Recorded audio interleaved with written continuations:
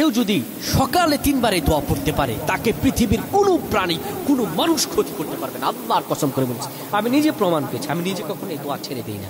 কেউ যদি সকালে এই দোয়াটা 3 বার পড়তে পারে আর মাগরিবের পরে 3 বার পড়তে পারে, আমার প্রাণের ভাইয়েরা, কেউ যদি সকালে 3 বার পড়তে পারেন এই দোয়াটি, আমার আল্লাহ রাব্বুল আলামিন সকল শত্রু শত্রামি থেকে বাঁচাবেন। অনেকে ব্যবসা বাণিজ্য করে, বলে হুজুর ব্যবসা বাণিজ্য বরকত নাই, চাকরিতে বরকত নাই, মানুষ দুশ্মনী করে, মানুষ ফল ফলাদি ফলাই, জমিনে ফসল ফলাই, কিন্তু উন্নতি নেই। পাশের মানুষের উন্নতি আছে, আমার উন্নতি নাই।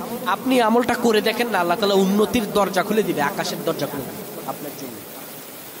আপনি যদি সকালে পড়তে পারেন বিসমিল্লাহিল্লাযী লা ইয়াদুররু মা ইসমিহি শাইউন ফিল আরদি ওয়ালা ফিস সামাই ওয়া হুয়াস সামিউল আলিম, এই দোয়াটি যদি সকালে 3 বার পড়তে পারেন আর সন্ধ্যায় 3 বার পড়তে পারেন, আমার আল্লাহ রাব্বুল আলামিন আপনার জন্য সকল বিপদ আপদগুলোকে লাঘব করে দিবেন। আপনার রিজিকে এত বরকতের নিয়ামত ধারা প্রবাহিত করবেন, আপনি কোনোদিনও কল্পনা করতে পারবেন না। সুবহানাল্লাহ।